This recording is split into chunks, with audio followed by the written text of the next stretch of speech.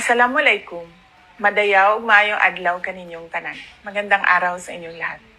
Today, we come together to address the state of education in the Philippines as reflected by the recent results of the Program for International Student Assessments, or PISA. PISA has provided us with valuable insights into the strengths and weaknesses of our education system. The PISA results lay bare uncomfortable truth. It has shown that a significant majority of our boys and girls fall below the proficiency level required for full participation in society and contributing to nation building.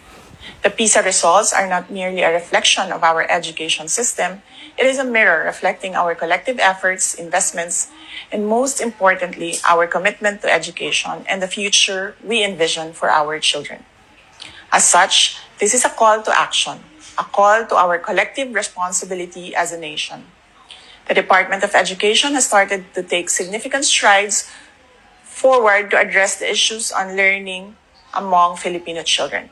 We have introduced the Matatag curriculum, implemented the national reading, math, and science programs, initiated the Catch-up Fridays for learners and teachers, expanded the teacher career progression, pushed for transparent educational programs and practices, and started digitalization among our schools. But we still need your support. We need every stakeholder to join us in this journey moving forward. We may approach the solution differently, but we all agree on the destination. Everyone's efforts are counted and everyone is accountable for our children's future. Hindi ko natatapusin yung speech ni VP Inday Sara, no? But the point is, ang ganda ng leadership ni VP Inday kasi she accept, no, na ganun yung result ng PISA, 'di ba? At yun yung performance ng mga estudyante natin ngayon. Pero clear na may call to action, no, ang gusto niyang ipahiwatig sa atin. And sinabi niya rin na may mga solusyon na ginagawa na ang DepEd para mag-improve ang edukasyon as a whole, no, dito sa Pilipinas. Yan ang leader, 'di ba? May sense of responsibility, no? Kumbaga hindi siya mayabang, inaako niya kung ano ang pagkukulang, no, na nasa Department of Education, but most importantly, no, nag-iisip siya ng solusyon at inisyatibo para masolusyonan ang problema.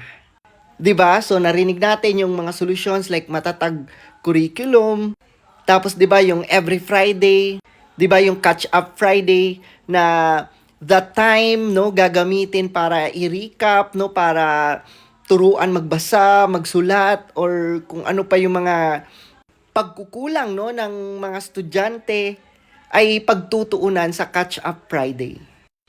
Kahit alam naman natin na yung PISA result is 2022 pa yon, no? So hindi pa siya talaga yung namamahala, no, sa DepEd past admin, pero 'di ba, inaako niya ang responsibilidad at ginagawa niya lahat, no, mga aksyon at sa palagay niyang makakatulong sa mga estudyante para mag-improve lang ang performance natin as a whole, no, as Department of Education dito sa Pilipinas. Kaya saludo kay VP Inday Sara, no, kumbaga hindi siya nagpapaapekto sa mga makikitid ang utak, 'di ba? Lalo na yung si Laila de Lima, 'di ba? Imagine niyo, paparesign ni na agad, 'di ba? Mga kulang-kulang eh. Bagkos mas nagfo-focus ngayon si VP Inday Sara doon sa solusyon na na-formulate nila para matapos man lang yung term niya ay maayos pa rin.